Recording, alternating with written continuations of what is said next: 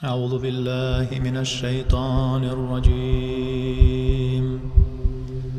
بسم الله الرحمن الرحيم. В книге Ахмад бин Камаль, живший в период с 1468 по 1534 года, автор более 300 знаменитых трудов, в своей книге «Вакфуният» он говорит, что ученые по фикху разделяются на 7 ступеней. Первый из них – это мутлак муджтахиды, основатели масхабов. Те, которые действительно следуют истинному пути пророка Мухаммада, саллиллаху алейхи, его сунне. Среди них это имам Азам Абу Ханифа, Аш-Шафири, Малик ибн Анас, Ахмад ибн Ханбаль. Это действительно являются истинными наследниками пророка Мухаммада, саллаллаху алейхи, сунны благословенного посланника Мухаммада, саллаллаху алейхи. Это про них Мухаммад, саллаллаху алейхи, говорит в своем одном из хадисов, что «Аль-уляма урасауль анбия» – ученые наследники пророков.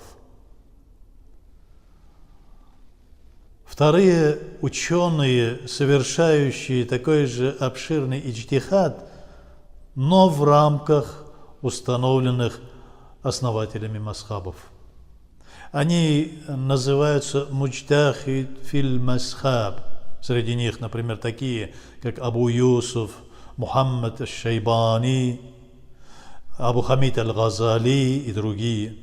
Третьи – ученые, совершающие иджтихад по определенным вопросам, не освещенным ранее, не выходя за рамки определенные установленные правил своего масхаба. Их называют муджтахид филь масаиль, например, как имам ат-Тахави, аль-Хассаф Ахмад бин Умар, Абдуллах бин Хусейн Кярхи, аль-Халвани, аль-Паздави, ас-Сарахси, Кади Хан и многие другие. Четвертые – ученые, комментирующие книги муджтахидов. Их называют асхаб ат-Тахридж, например, Ахмад бин Али, Абу Бакр ар-Рази. Пятые ученые этой категории комментируют какую-либо определенную тему из книг муджтахидов своего масхаба. Их называют арбаб ат-Тахридж, например, автор книги Хидая Бурхан-ад-Дин Маргинани. Шестая группа – это ученые, которых называют мукаллид. Систематизируют сведения, касающиеся отдельной темы, располагая их в своих книгах в порядке значимости.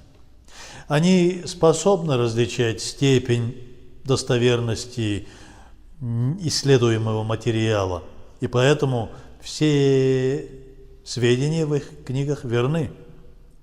К таким ученым относятся, например, автор книги Канзуль Дакаик ан-Насафи, автор книги Мухтар аль-Ихтияр Абдуллах бин Махмуд. Седьмое. К этой последней группе причислены мусульмане, которые различают достоверные знания, переданные приверженцами сунны, от так называемых знаний, заключающих в себе недозволенные новшества, бидгат. Хорошо понимают прочитанное ими в книгах по фикху и правильно передают эти знания другим мусульманам. Конец цитаты книги.